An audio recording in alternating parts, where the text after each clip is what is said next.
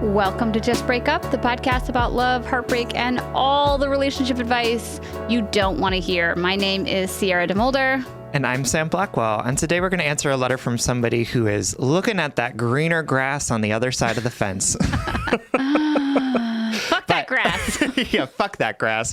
But before we begin, we just want to give you our Surgeon General's warning, which is that Sierra and I are not licensed mental health practitioners. That's right.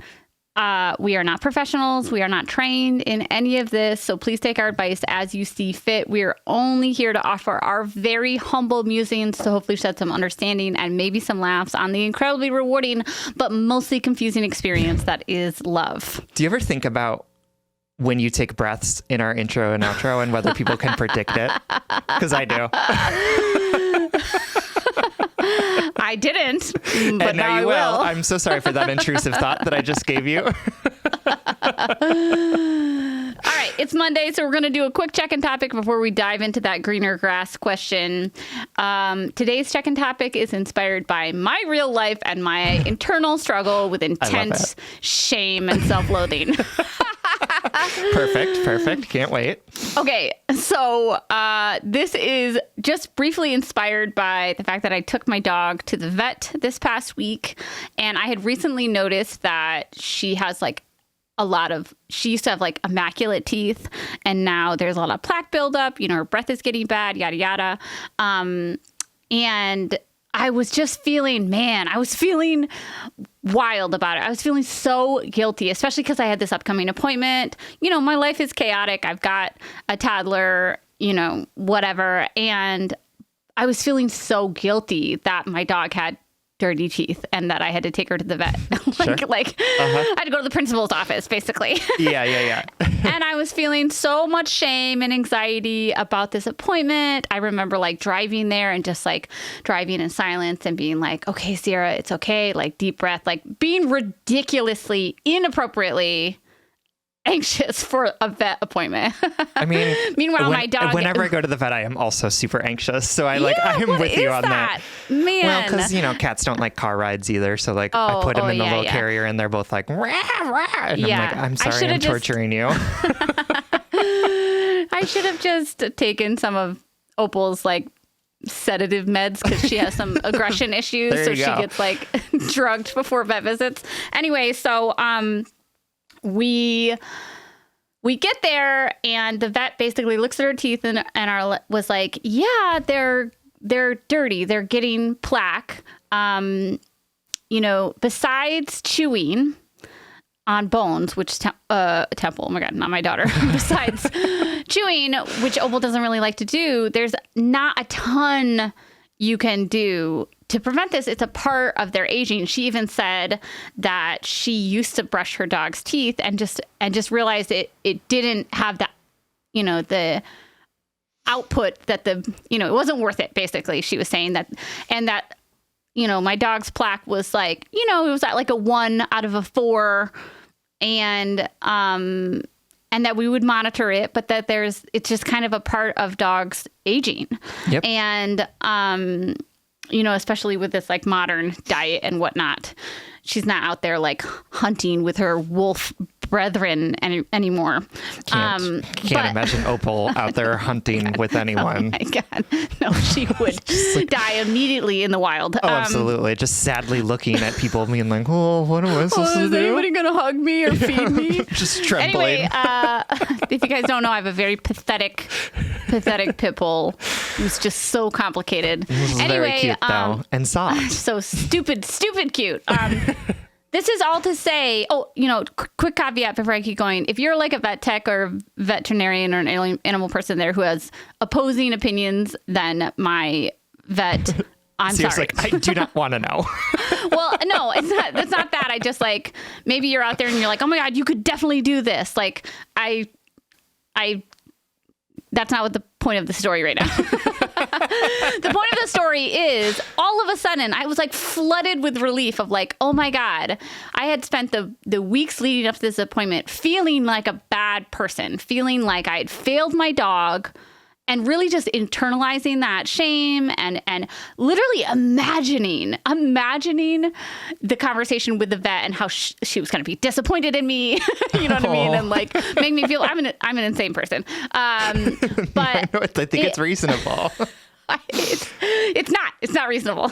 Anyway, so I felt I left with this flood of relief and almost embarrassment that I had built up this thing in my mind that, according to my vet professional, is totally normal and a part of my dog's aging. And I had like catastrophized it. And more importantly, I'd internalized it. I'd been like, I'm a bad person.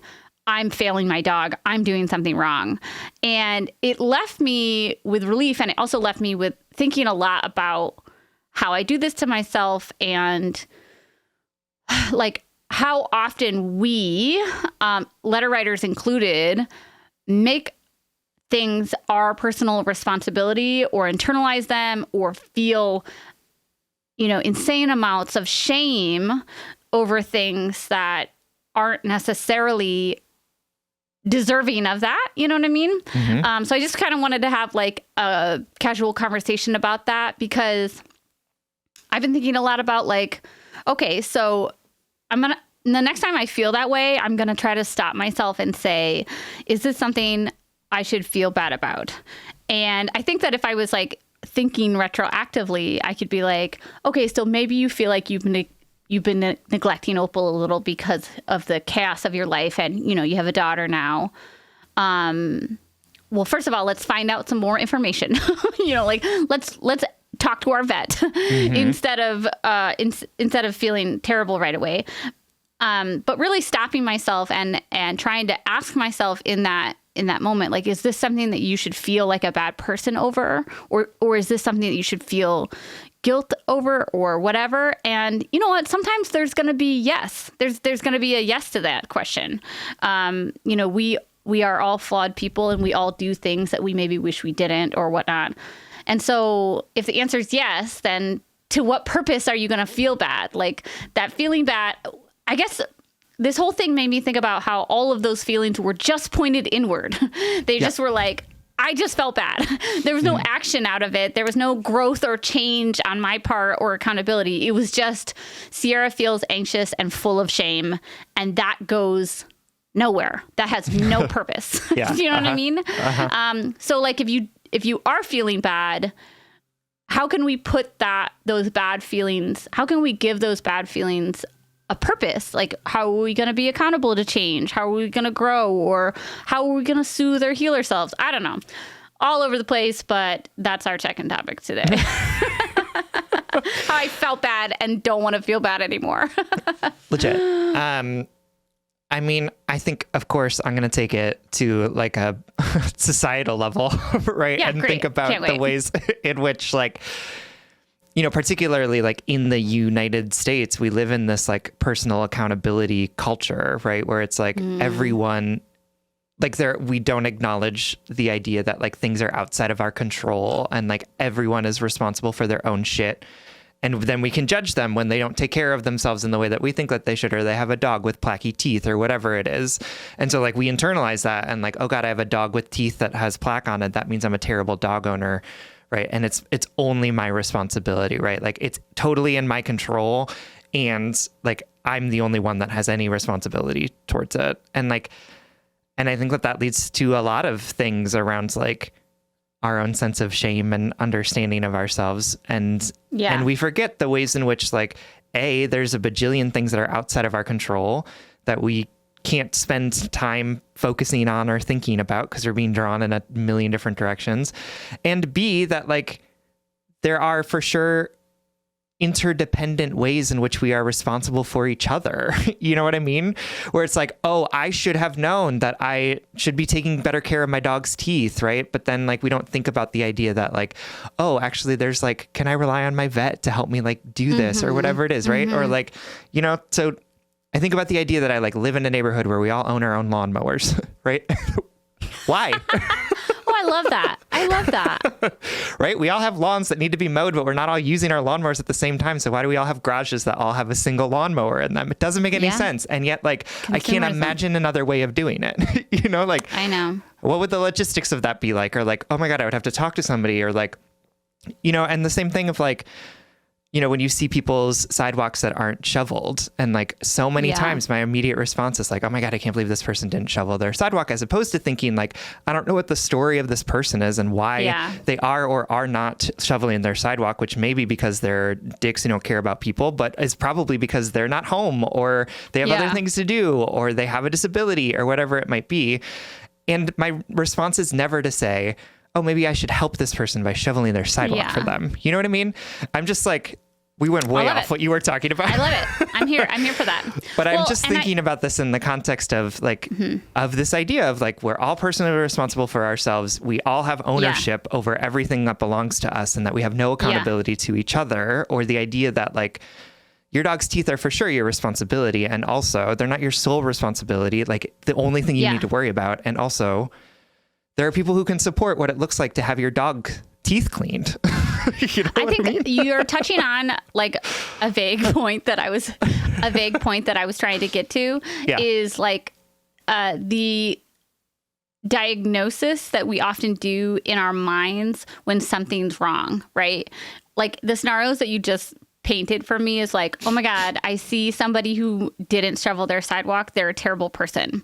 Or, you know, something that like I thought of when you were talking earlier is like money shame, and how like we feel like we are broken, terrible people when we have debt or something like that, because and not really recognizing all of the thousands of circumstances that maybe have led to that, whether it be our family history, our, you know, lack of societal education when it comes to finances, you know, whatever, you know, class limitations, fucking everything. And my dog's fucking teeth, where I see the teeth and I say, oh, I'm a bad person because I didn't take care of her teeth. Not having any fucking understanding about what a dog her age, her teeth should look like. You know what I mean? We jump to these things. And I guess that's the check-in topic. Is like, stop the jumping, take a breath. Take stock of what's actually happening around you, and what could the possibility, you know, what the possibility could be of an alternative outcome other than like hating yourself or hating your neighbor. and ask for help. I mean, that's really, I needed to trust in my vet that she wasn't going to judge me, and that she sees animals every day. You know, I don't know. Just a general conversation about that. Yeah, absolutely. And it's like, we seem to think that like shame is this like really powerful motivator for people to do things, and like I it's did nothing. not. Yeah, absolutely no, not. I literally felt terrible for like 4 days. But did I Google like what should my dog's teeth look like, or did I call my vet who has like availability to call them at any time? No, I fucking just felt like I was failing. Right. No, absolutely. And I think the same thing is true when we're thinking about like how to build community with people, right? Is also like shame doesn't motivate people to want to be part of community. So like, I just think about the ways in which like, particularly in the United States, that like so much of our ways of being are about shame of ourselves and shame towards other people. And just like, what a imperfect way for us to try and like live in the interdependence totally of our world, right? Is to just feel so much shame about ourselves, and also like feel the immediate impulse to shame others all the time, and how that is just like so antithetical to, I think, the world and the life that I want to build for myself and like in community with other people. Yeah. Really took that into philosophical. I'm going to take it one more step further and say, listen, if you have an animal, get pet insurance. That is really real. Because I fucking have never had it, but I know I should. Every time I get an animal, I fucking don't get it. And then they have some sort of horrific accident, or, you know, like Opal took a bunch of ibuprofen a couple of years ago, you know, or they have like a 100%. terminal illness that I didn't know about, and then I'm not pre-approved because insurance is a fucking scam. And just get it. It's worth the money. Because also, I think they pay for your teeth cleaning. I think they pay for, or something like that. I don't know. That's great. Yeah, my friend Liz has 2 dogs, and in the course of the last like year has had 3 torn ACLs on those Oh 2 my God, dogs. gross. Gross. So, I have incredibly accident/disease prone animals. That's true, you do. I've spent so much. I mean, I have spent a wedding's amount of money on animals in the last decade. Absolutely. Also, I just heard a story on public radio recently about how, because weed is now legal in so many places, dogs are getting into like gummies and yeah, like, don't let them. and It's bad. It's real bad for them. So like, Well, keep your they don't, gummies you know, away. They don't know how. They don't know how to chill. No, because they're like listening, or they're smelling it, and they're like, oh, this smells like a fruit roll up. Like, of course I'm gonna eat this. Yeah, me too. Me too, same. man. Okay. That's the hardest thing about weed gummies is you're like, I'm supposed to only have one? I'm Are you supposed to kidding eat me? a quarter of this? A quarter of a candy? What are you doing? What are you kidding me? That's real. That's so real, right? You're like, I just want to eat these all day. Anyway, that's the second topic, folks. Let's get into the letter. I swear neither of us has had a weed gummy before doing this podcast. We I are was both going to say 100% before, sober. like I literally just admitted it to my primary, and she was like, "I'm fine with that." They should all be saying that, by the way. All right. Today's letter is from HD, whose pronouns are she, her, who is writing to us from the throes of a stupid crush.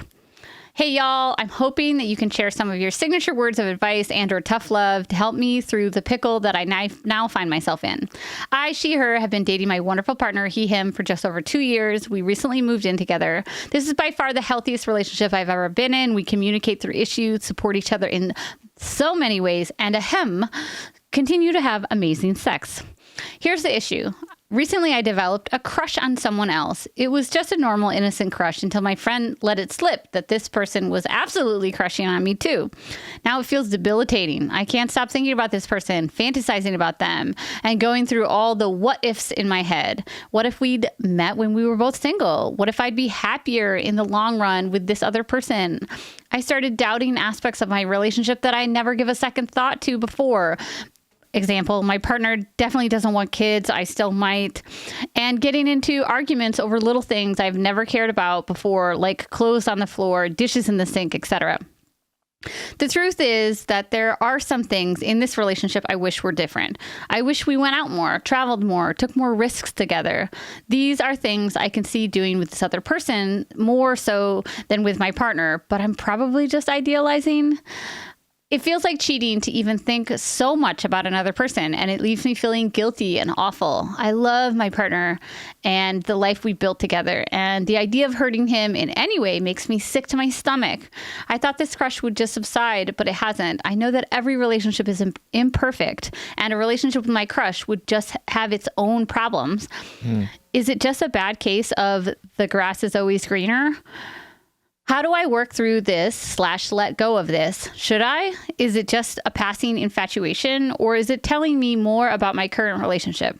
I would be truly grateful for any insight y'all have. Love, HD.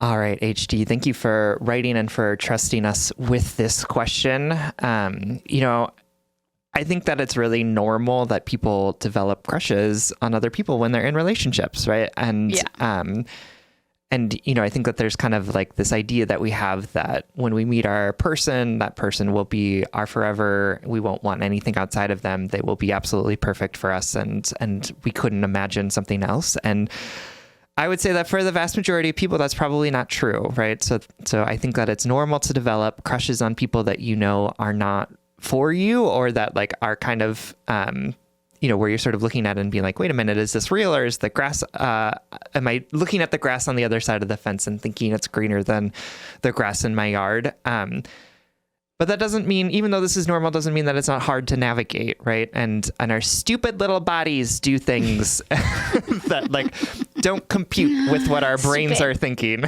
Spoken like a true head type on the Enneagram.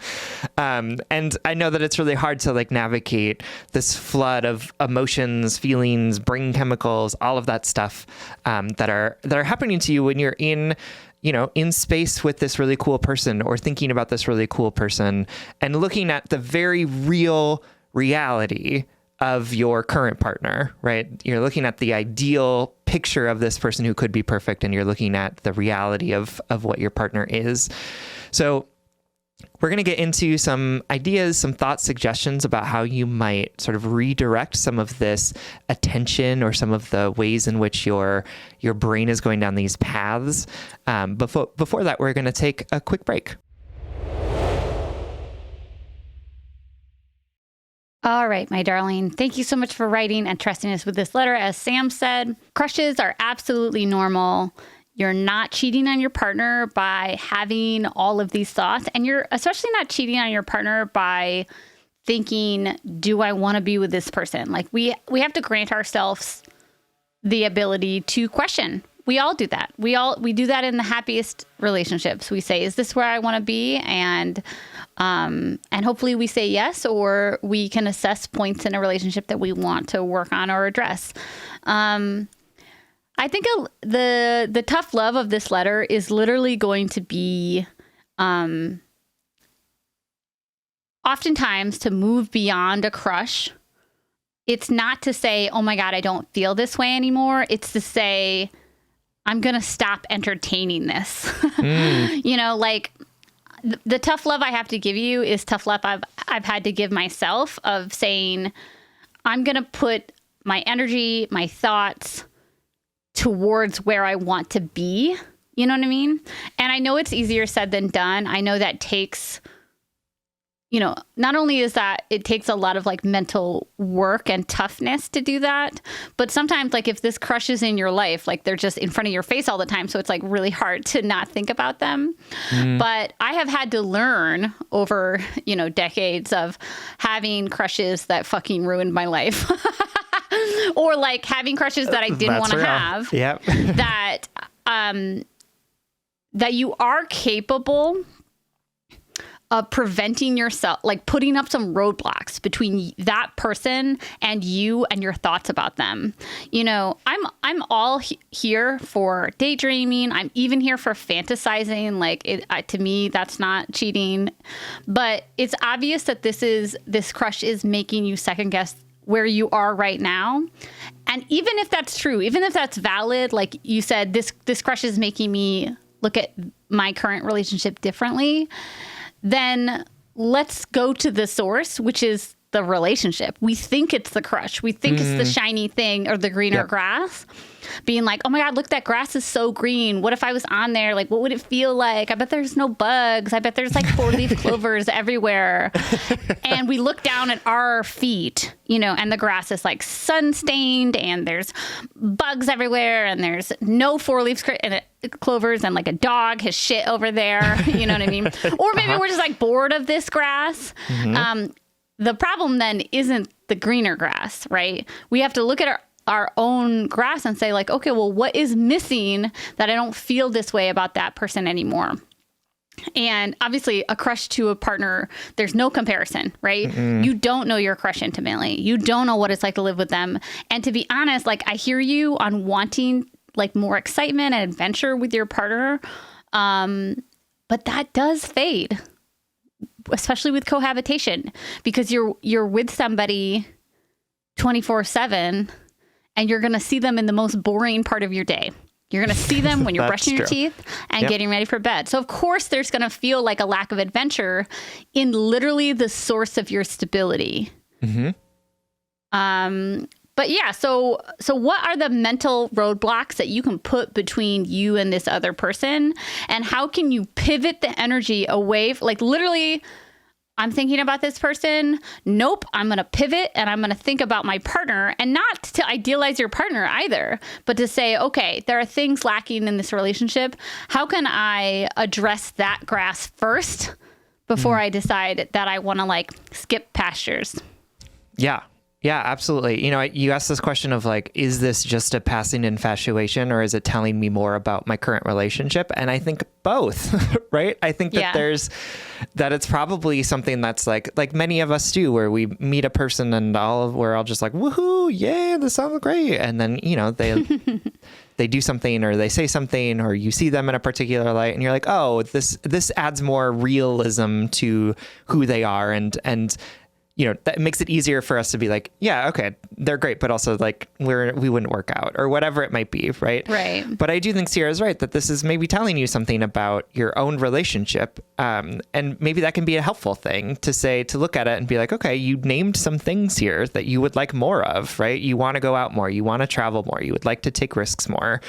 Right. If those are things that are really important to you, how can you ask for them in the current relationship that you have before just assuming that you would get those things from someone else over there? Right. Right. Exactly. Like, that's an assumption. You don't know if this person might like look really cool at work or wherever you met them, but like at home just likes to watch, you know, Vanderpump Rules every night and like eat oatmeal, you know, like that. You don't know them. You really don't know them intimately in the way that you know your partner.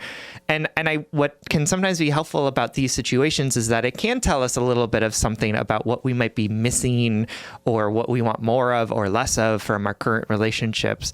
And so I want you to, if you're interested in that kind of stuff, I want you to ask for more of it. I want you to say, like, this is important for me to feel connected to you. Can we go out more? Can we take a trip? Can we do something spontaneous?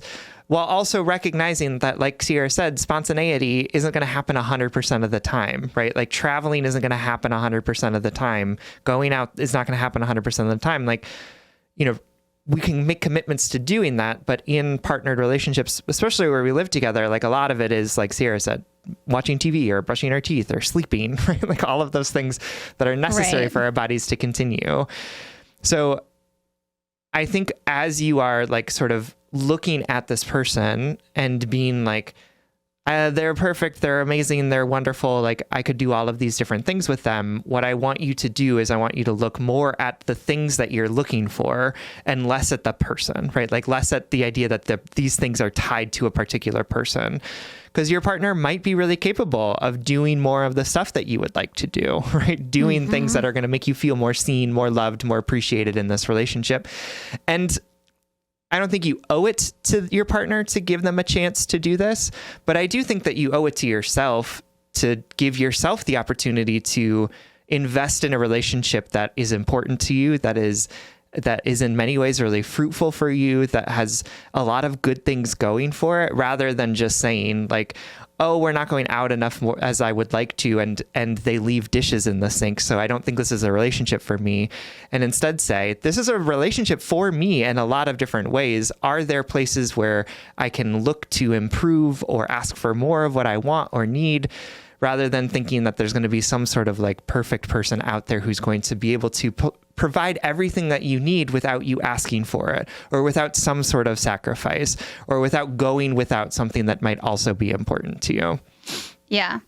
And, you know, we've said before on this podcast that like if you're in a relationship and you're thinking about getting with another person, and I'm not saying you're at that point, but you're obviously like fantasizing about it. You know, it can't ever be, I'm leaving this relationship because I want to be with this person. I mean, it can. That is a part of life. I get that. I get that. But I always try to not do the comparison, because it's not even footing. It's not, you're not seeing the whole picture. You have every detail about your current partner in your mind's eye, and you're only looking at one angle of this crush, right? Because you don't, so they cannot be compared. It's like apples and oranges, you know? Yep. And so when you're diagnosing and treating your current relationship, when you're trying to figure out what you've got going on and what maybe is hindering you, it cannot be, you know, done in opposition of this fantasy of what this person would be, because that, again, is a fantasy. So you can just tell yourself that. That's the mental roadblocks that you can put in, you know, when you're daydreaming. Do what I've done, my darling, and just say like, nope, I'm going to stand up, I'm going to stretch, I'm going to take a glass of water, and I'm going to do something else. Literally, that's what it looks like. That's the tough love. The tough love is you get over it by doing something else, you know, and like, that sounds like an asshole thing to say. And obviously I have more compassion than that. And I know it's more complex than that because humans always are. But like when I have done this, it has been like, okay, I'm going to put my phone down. I'm going to not look at their Instagram right now. I'm going to go wash the dishes and I'm going to start that project that I needed to do. Or, you know, like it's literally about reminding yourself, your heart and your brain and your body that you can do a reset. You can do a redirect. Like you are capable of that.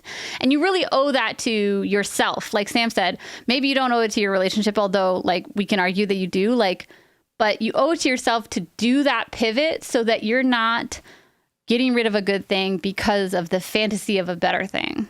Mm-hmm. Absolutely. You want to be getting rid of a mediocre thing because it's mediocre. If you're, you know what I mean? Like, if it is. Yeah, absolutely. That's what I'm saying. Like if your relationship's broken, then you want to leave it because it's broken, not because you think this other thing is not broken. Right. Because that thing is broken. It is 100% broken because we are all 100% broken all the time. Right. Right. You know what I mean? Absolutely. This is all hard though. Like this is, you know, this is much easier said than done, as is so much of the advice that we give. And I feel for you in this. And so part of it is this kind of two-pronged attack of putting friction between you and like you're fantasizing about this crush, and also looking at your relationship without comparing it, right? And instead sort of using what you're learning about how you're feeling to find a way to improve, grow, do what you need to do in the relationship to see if it has the ability to flex in the way that you want it to flex. Yeah, absolutely. All right, my darling, I know this is tricky, but we know you can do it and we hope this helps. Absolutely. Thank you so much for writing. We love you. All right, everyone. Thank you so much for listening. If you want more content from us, or if you would like ad-free episodes, you can support us on Patreon. If you support us on Patreon for as little as $5 a month, you'll get an additional bonus weekly episode, as well as episodes without ads. That's patreon.com/justbreakuppod. You can slide into our DM, send us your favorite relationship memes, but most importantly, you can submit your questions about all matters of the heart at justbreakuppod.com, which is also where you can get our merchandise. Please remember to like, follow, subscribe, give us a 5-star rating and review. This literally keeps our mics on and helps us reach more brokenhearted souls who need two random strangers giving them relationship advice. Just Break Up is a production of Duvid Media, original music, recording, editing, producing all magical things by our good friend, Spencer Worth Davis. Make sure to check out his podcasts. And remember, you are capable of redirecting a thought. You may not be able to control where your mind goes or your emotions or your desires, but you can choose to have a different reaction to them. You can put some friction between you and an idea. You can put some space between you and that thing. Honestly, sometimes it's a walk, sometimes it's doing a task, sometimes it's having a conversation to get it off of your chest, but you can choose the response you have to thoughts and feelings. And if all else fails, just break up.